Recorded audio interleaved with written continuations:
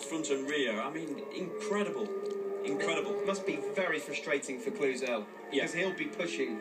Oh yeah. Well, he's matching him. He's matching him. But the problem is, he's 0.8 down. Well, actually, that looks less than 0.8. But on the timing screen, it's saying 0.8. It's this middle part of the circuit as they get round the fast right-handers. That's where Gluzel's making up his time, but he's pushing. He's running wide to Gluzel. He's making mistakes, trying to keep up with sofuoglu. As it stands, Kenan would have a 38-point lead over Gluzel, a 54-point lead over Foray, and a 56-point lead over Lowe's. Of course, there's only 50 points remaining after this round, so it would be just down to these two. A leg trail again from Gluzel in second. He just cannot get to within a tenth of sofuoglu. This is some lap, though, from Gluzel. The middle point of this lap, he was 0.8 behind. He's 0.4 now. If he dumps it, though, it's over. Oh, I know. He's champion. Yeah, I know, but he has to beat him. Yeah. He has to beat him. So you've two choices. Settle for second and think, well, I'm not going to be world champion, or dig in and guess what? He is going really hot into there. He's digging in. Into the NGK chicane. That cost him a couple of tenths, that. Now around the Coca-Cola curve. Start the last lap. And it is going to be the last lap now. Sofuoglu again looks over his shoulder and sees that he has an advantage of just over half a second.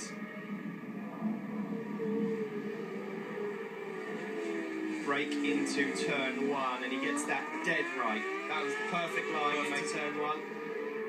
And for a man that's leading the championship, he doesn't need to win the race. He's led from the start to the finish. There's one time that Gluzel's gone up the inside of him, and he just went straight back at him. He stuffed him straight back and said, no, like I said, I'm owning this track, I'm leading this race.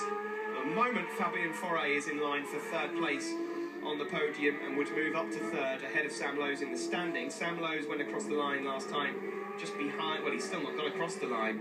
In fact, Sam Lowe's has dropped down to 14th, so he's made another mistake out on circuit. He did a 2:05 that time. Yeah, I think the problem is the bike. I think he'll have a, obviously when the bike was down, he'd probably bent the footrest or gear lever. Well, it doesn't look like Gluzel is going to do anything about this now. The gap is up to 8 tenths at this point, 7 or 8 tenths, and Kenan sofuoglu looks in line to take his 21st World Supersport victory.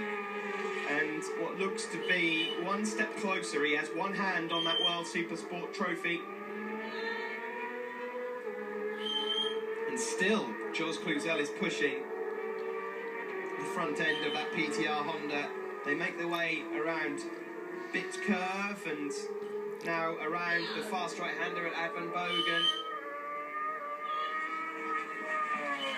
Screaming around the right-hander, and now just a couple of corners left for Kenan sofuoglu. So late on the brakes there is Gluzel. He's not going to be able to catch him now. Up and around the Coca-Cola curve, Kenan sofuoglu, the former champion of 2007 and 2010, takes his 21st World Supersport victory. He has one hand on the title as Jules Gluzel crosses the line in second. In his 67th World Supersport race, Kenan sofuoglu hits his 47th podium. Wow. 67 races, 47 podiums. Incredible. In one of the toughest classes in the world. I mean, the Supersport 600 Championships, known as one of the most competitive. And this year, that's his 8th podium in 11 races and his 4th win of the year. That is why he is the clear championship leader by 38 points. With only 50 remaining, he can cruise home now to take the title.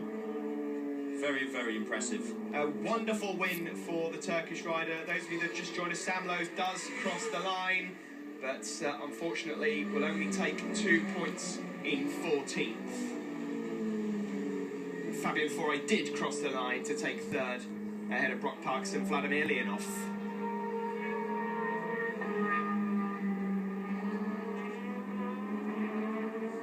Fabien Foray there, number 99, taking third. He moves up to third overall in the World Championship standings. Brock Parks congratulating Kenan sofuoglu, and that's a man that knows that his job's almost done. Yeah. That's one of the best races I've seen him ride, to be honest. He never missed an apex. He never made one mistake.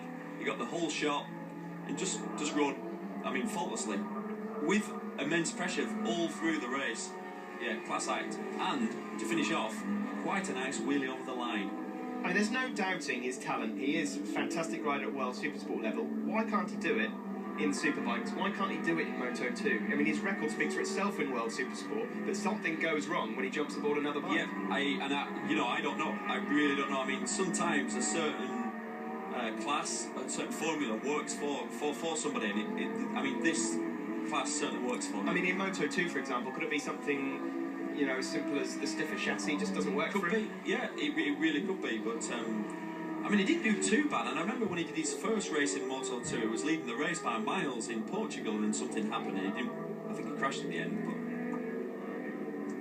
confirmation of the race standings after the Nurburgring race here in World Supersport. Kenan sofuoglu wins again ahead of Jules, Gluzel, Fabian Foray third, ahead of Parks, Leonov, Baldolini, Talmashi, Iannuzzo, Lenortner and Quambi. Rockley takes 11th on his return to the series ahead of Lanús, Marino, Sam Lowe's 14th after crashing, Antonelli 15th taking the final points. And further down I can tell you Martin Jessup made up some decent ground, started 29th on the grid, finished 20th.